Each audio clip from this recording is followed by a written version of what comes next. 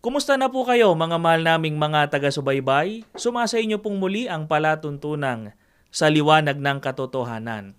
Ako po ang inyong makakasama, ang kapatid na E.R. Roderos. Bago po natin isagawa ang pag-aaral ng mga salita ng Panginoong Diyos, ay panoorin po at pakinggan po muna natin ang amin pong isinagawang panayam sa isa po naming kapatid sa Iglesia ni Cristo mula po sa lokal ng General Lim sa Distrito Eklesyastiko po ng Bataan South. Ang tinutukoy po namin ay si kapatid na Edwina Mamitag. Panoorin at pakinggan po natin ito.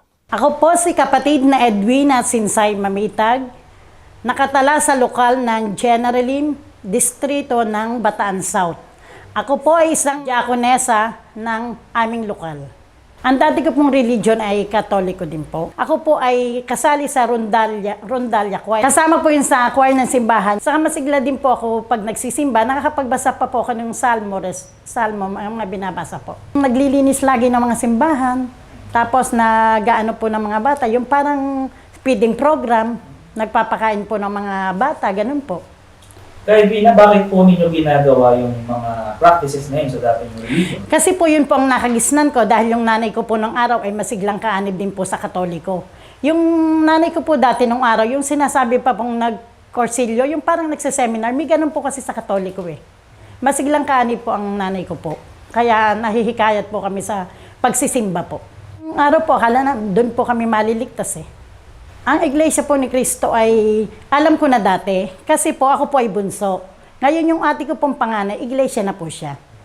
Ate ko pong panganay yon kasi bunso po ako. Ngayon nung araw po, hinihikayat po nila kami, pati nanay ko, naaakay lang po kami. Pero hindi pa po kami nag-iiglesia. Hindi pa po ako nag-iiglesia noon na nagpapaunlak lang po ako din na sa kapilya kasi malapit po kami kapilya, malapit kami sa Katoliko. Tapos po nung dalaga na po ako, nagtrabaho po ako sa EPSA Processing Zone. Ngayon, yung mga pamangking ko po, kasama ko sa work. Sila, mga iglesia na po kasi mga pamangking ko, 3 dalaga po yan. Magkakasama po kami sa boarding house, hinihikayat po nila ako hanggang sa iniimbitahan din ako. Kasi dito, naimbitahan ako. Doon patuloy pa rin po nila ako iniimbitahan. Ngayon, doon sa patuloy na pag-iimbita po, naliwanagan ko po ang aral ng Diyos na sa Iglesia ni Cristo po pala, doon ang katotohanan. Yung lahat na nakasulat sa Biblia, yun din po yung inaaral sa loob ng Iglesia ni Cristo. Pamamahayag, sa pagsamba po, sinasama po ako ng mga pamangking ko sa lokal po ng Rosario, Cavite. Doon po.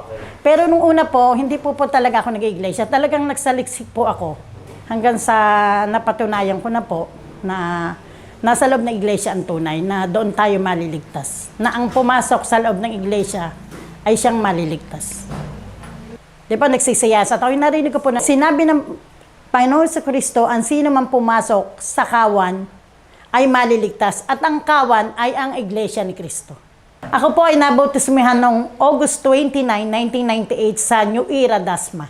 Ang atin pong napanood at napakinggan ay ang amin pong isinagawang interview kay kapatid na Edwina Mamitag. Isa pong masiglang may tungkulin mula po sa lokal ng General Lim, sa Distrito Eklesyastiko po ng Bataan South. Mga kaibigan, ang nakatawag po ng pansin ni kapatid na Edwina, kaya siya nagpasyang umanib na po sa Iglesia ni Cristo, ay ang pahayag po mismo ng ating Panginoong Jesucristo na para maligtas ang tao, ay kailangan pumasok po sa kawan, at ang kawan po ay ang Iglesia ni Cristo. Yan po ang katotohanang nagliwanag kay kapatid na Edwina Mamitag. At yan din po ang katotohanan na nais po namin na maunawaan din po ninyo sa pamamagitan po ng mga salita ng Diyos na nakasulat po sa banal na kasulatan. Pag-aralan po natin, bakit po ba napakahalaga ng pag-anib sa Iglesia ni Cristo para sa ikaliligtas po ng tao?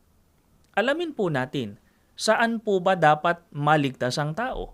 Ano po ba ang nagawa ng lahat ng tao kung kaya't kinakailangan po ng tao ang kaligtasan?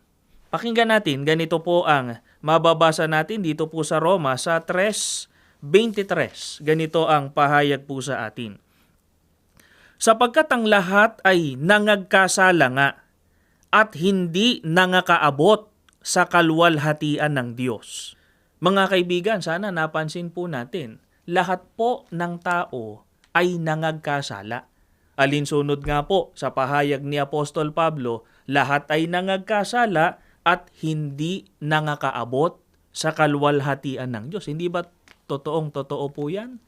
Lahat naman po ng tao ay nagkasala maliban po sa ating Panginoong Hesukristo. Ano po ang sasapitin ng lahat ng taong nagkasala? Pakinggan natin. Ganito po ang mababasa natin sa Roma pa rin, sa 5 at 12, ganito naman ang nakasulat. Pumasok ang kasalanan sa mundo dahil sa isang tao, at pumasok ang kamatayan dahil sa kasalanan. Kaya namamatay ang lahat ng tao dahil lahat ay makasalanan. Mga kaibigan, ano po ang sasapitin ng lahat po ng nagkasala?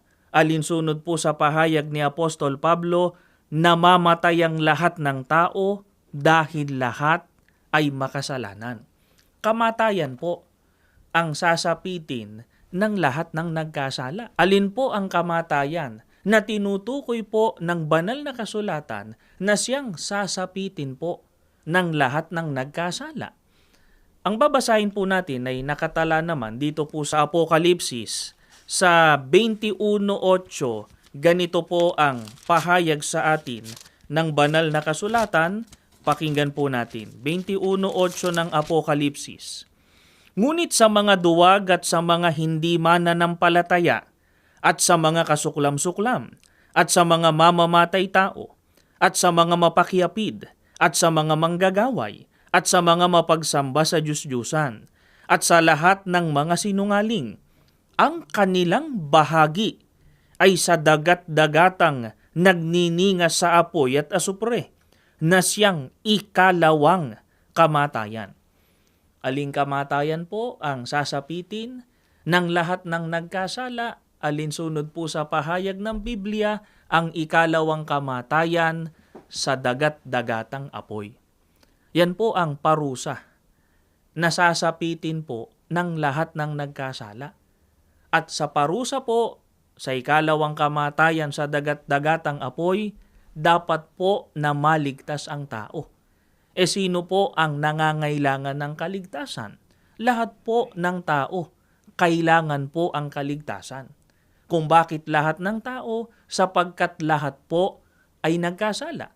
Kaya lahat nananagot po, bayaran yung kanyang kasalanan o maparusahan po ng ikalawang kamatayan sa dagat-dagatang apoy.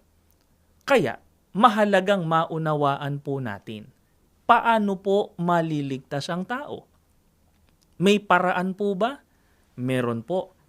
Ano po ang kaparaanan na itinuturo po ng banal na kasulatan? Nang sa gayon ay makamtan po ng tao ang kaligtasan sa ikalawang kamatayan sa dagat-dagatang apoy. Mga kaibigan, pakinggan natin ang sagot ng banal na kasulatan sa Kolosas. Sa 1:12 hanggang sa 14, ganito po ang ating mababasa. Na nagpapasalamat sa Ama na siyang nagbigay sa atin ng karapatang makibahagi sa pamana para sa mga banal na nasa liwanag. Siya ang nagligtas sa atin mula sa kapangyarihan ng kadiliman at naglipat sa atin tungo sa kaharian ng kanyang minamahal na anak. Sa kanya ay mayroon tayong katubusan, ang kapatawaran ng mga kasalanan.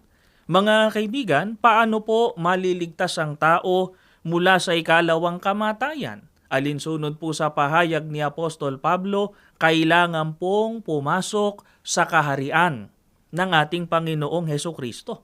Ano po ang katunayan? Ang sabi po sa ating binasa, siya ang nagligtas sa atin mula sa kapangyarihan ng kadiliman at naglipat sa atin sa kaharian o tungo sa kaharian ng kanyang minamahal na anak. Sana napansin po natin mga kaibigan, kailangan po mailipat ang tao sa kaharian ng minamahal na anak o sa ating Panginoong Hesukristo. Ano pong biyayang makakamtan? Pagka nailipat ang tao mula niya sa kadiliman tungo sa kaharian ng ating Panginoong Hesukristo. Ang sabi pa sa ating binasa, sa Kanya ay mayroon tayong katubusan, ang kapatawaran ng mga kasalanan. Mapapatawad po sa kasalanan, mapapabilang po sa mga tinubos ng ating Panginoong Jesucristo ang tao po na inilipat na sa kanyang kaharian. Ano po katumbas nun? Nakatitiyak na po ng kaligtasan. Kaya dahil dyan, ano po ang ipinagagawa ng ating Panginoong Jesucristo sa mga naghahangad na maligtas?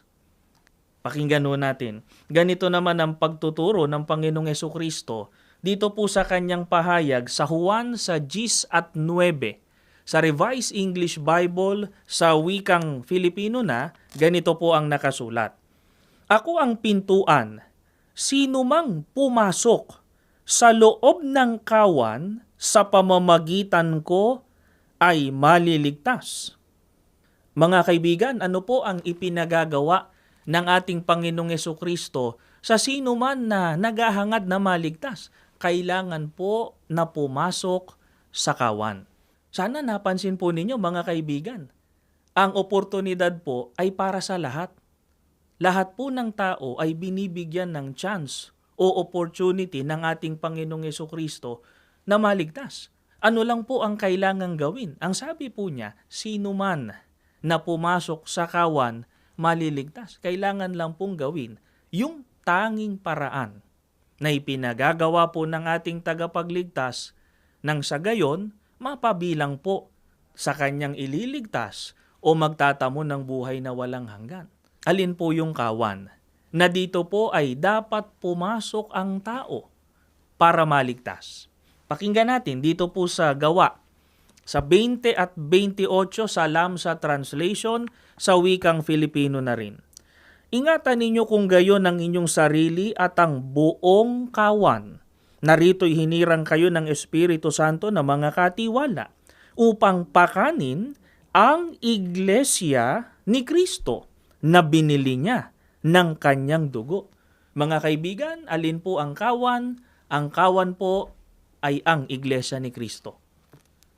Ano po ang dapat nating mapansin? Para maligtas po ang tao, kailangan po na pumasok sa kawan o sa iglesia ni Kristo. Gaano po kahalaga kapag ang tao po pumasok na sa kawan o sa iglesia ni Kristo? Ano po ba katangian ng iglesia ni Kristo? Alinsunod sa binasa natin, ito po ang tinubos o binili ng dugo ng Panginoong Jesucristo. Gaano po kahalaga pagka napabilang po ang tao sa mga tinubos ng ating Panginoong Jesucristo? Tinalakay na po natin kanina, mapapatawad po sa kasalanan at nakatitiyak na po ng kaligtasan o ng pagtatamo ng buhay na walang hanggan. Maliban po sa pag-anib sa iglesia ni Kristo, maliban po sa pamamagitan ng pagtubos ng dugo ng ating Panginoong Jesucristo, may iba pa po bang paraan para makamtan po ng tao ang kaligtasan? Makamtan yung kapatawaran sa kasalanan, ang buhay na walang hanggan, at maging ang karapatan sa paglilingkod sa tunay na Diyos. Pakinggan natin, ganito po ang pagtuturo po sa atin dito po sa Hebreo, sa 9, 22 at 14, ganito ang pahayag po ni Apostol Pablo. At ayon sa kautusan ay halos masasabi kong lahat ng mga bagay ay nililinis ng dugo. At maliban na sa pagkabuhos ng dugo ay walang kapatawaran. Gaano pa kaya ang dugo ni Kristo na sa pamamagitan ng Espiritu na walang hanggan ay inihandog ang kanyang sarili na walang dungi sa Diyos, ay maglilinis ng inyong budhi sa mga gawang patay upang magsipaglingkod sa Diyos na buhay. Mga kaibigan, sana napansin po natin, maliban po sa pagkabuhos anya ng dugo o maliban po sa ginawang pagtubos ng Panginoong Jesucristo, ay wala na pong ibang kaparaanan pa para ang tao ay magkamit ng kaligtasan. Ano po ang katumbas nun? Ang tanging paraan po para makamtan ng tao ang kaligtasan ay ang ipinagagawa po mismo ng Panginoong Yesukristo. Pumasok po sa kawan, ang kawan po ay ang Iglesia ni Kristo, ang Iglesia ni Kristo po ang tinubos o pinaghandugan ng Panginoong Yesukristo ng kanyang buhay. Ito po ang tinitiyak ng banal na kasulatan na napatawad po sa kasalanan at makakamtan ang buhay na walang hanggan at yung pangako po ng ating Panginoong Diyos na paninirahan doon sa bayang banal. Mga kaibigan, ito po ang katotohanang nagliwanag kay kapatid na Edwina Mamitag at sa marami pa pong mga tao na nagpasya ng umanib sa Iglesia ni Kristo, iniwan po nila yung dati nilang relihiyon at ngayon po sa loob ng Iglesia ni Kristo nakatitiyak po magkakamit ng kaligtasan at ng buhay na walang hanggan. Ito po ang hinahangad po namin na mga kaanib sa Iglesia ni Kristo sa pangunguna po ng amin pong tagapamahalang pangkalahatan ng kapatid na Eduardo B. Manalo. Hinahangad po namin na maunawaan din po ninyo para nang sa gayon makasama po namin kayo sa pagtatamo ng kaligtasan. Ito po ang dahilan kaya tuloy-tuloy at lalo pong pinaiigting ang aming ginagawang pagpapalaganap ng mga salita ng Diyos na sinasampalatayanan sa loob ng Iglesia ni Kristo. Sana po pinakinabangan po ninyo ang ginawa po nating pag-aaral ng mga salita ng Diyos at kung kayo po ay merong mga katanungan sa mga pangunahing aral sa loob ng Iglesia ni Kristo ay patuloy po ninyong subaybayan ang mga religious program ng Iglesia ni Kristo sa INC Radio, sa INC TV at sa YouTube channel na Seek the Truth. Sana po ay pinakinabangan po ninyo ang ginawa po nating pag-aaral ng mga salita ng Panginoong Diyos. Bago po tayo pansamantalang maghiwa-hiwalay, ay mananalangin po tayo. Ama naming Diyos, maraming salamat po sa patnubay po na iginawad mo po sa amin, ang mga katotohanang tinanggap po namin, ang magliwanag, Ama, sa mga panauhin po namin na nakapiling namin sa pagkakataong ito. Ang mga katotohanan kanilang narinig, ang kanila pong sampalatayanan, at kung loloobin mo po, Ama, maging kaanib din sila sa loob ng Iglesia ni Kristo, makasama po namin na magtatamo ng pangakong kaligtasan. Panginoong Hesus, pakilapit mo po kami sa Ama, pakipamagitan ng aming mga dalangin, at pagpalain mo pong lagi ang kabuuan ng Iglesia sa pangunguna po ng aming tagapamahalang pangkalahatan. Ama, sumasampalataya po kami. Pinakinggan mo pong aming mga panalangin. Ikaw po ang patuloy naming makakasama sa bawat sandali ng aming buhay. Magalang po na pakiusap po namin ang lahat sa pangalan po ng aming Panginoong Yesukristo. Amen. Hangad din namin na kayo ay maliwanagan at magtamo ng kaligtasan. Hanggang sa muli, ito ang palatuntunan sa liwanag ng katotohanan.